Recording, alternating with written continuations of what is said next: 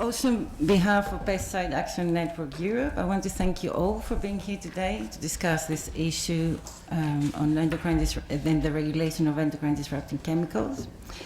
I particularly want to thank MEP Nicola Caputo for hosting the event and sharing a concern of exposure to EDCs. And of course, I want to thank the speakers and the members of the panel for accepting to present their work and participate in the debate.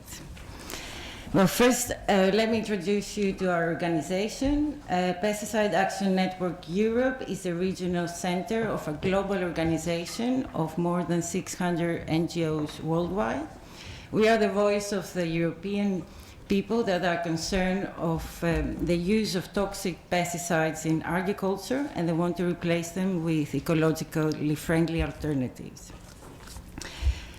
Once pesticide use was an option, but today we have progressively created an agricultural system that is totally dependent on pesticides.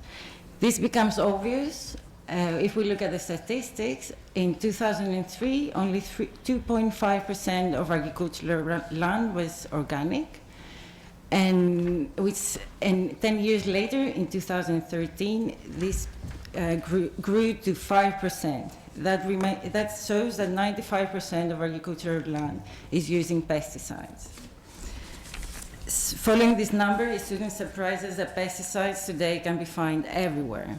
They are detected in our water systems, in lakes, rivers. They're detected in living organisms. They are detected in humans, even in newborns that haven't been exposed yet to the exterior environment.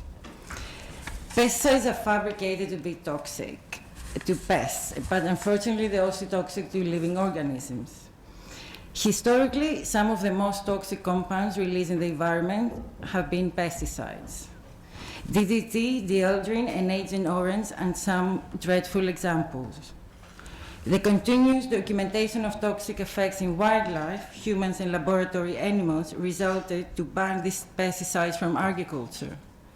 We had to develop new test methods and regulations to guarantee that similar compounds will never be released to the environment again.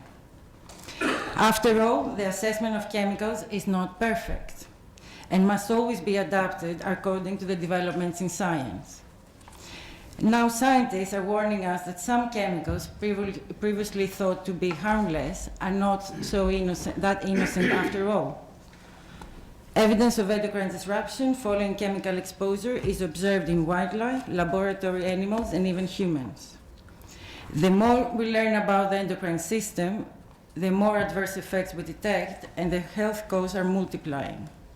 It is now our responsibility to update the current assessment of chemicals, follow the new findings from endocrine disciplines, and incorporate new texts and new regulatory measures to protect human and the environment from these chemicals.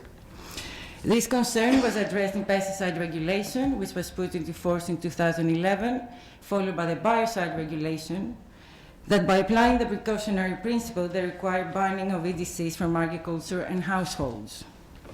But first, it goes to set the correct criteria to identify these chemicals. These criteria must be based on science. After all, European regulations must be based on science. This task was first developed by DG Environment, which, in collaboration with experts on endocrinology and toxicology, produced a set of draft criteria to identify EDCs. But this criteria never got published, and the European Commission missed the deadline in December 2013. Now we have an impact assessment running, led by DG Sante, on 4 potential criteria options, but 3 out of which are not up to date with the current scientific knowledge on EDCs. Not only we have 2-3 years delay in the regulation of EDCs, but we may end up misregulating these chemicals. With the aim to avoid further delays, Pan-Europe calls once more regulators to make use of the important amount of scientific evidence behind these chemicals and take action. Inevitably, some pesticides and biocides will be banned. This is good. Our aim is to protect our environment, ourselves, and the future generations from these chemicals. This will push us to develop further the alternative practices in agriculture that don't incorporate the use of toxic chemicals. For example, the main focus of integrated pest management, which has to be adopted for member states since 2014, is to use pesticides as a last resource. And it proposes alternative techniques to use instead. Unfortunately, this directive is very poorly implemented in the member states. We hope this meeting today to resolve some questions and uncertainties behind EDCs. We want to help the regulators accelerate the process of defining the correct EDC criteria and proceed in the regulation of these substances. And now I pass the floor to Henrik Sandberg from the Swedish Chemical Agency, who kindly accepted to co-chair our session today.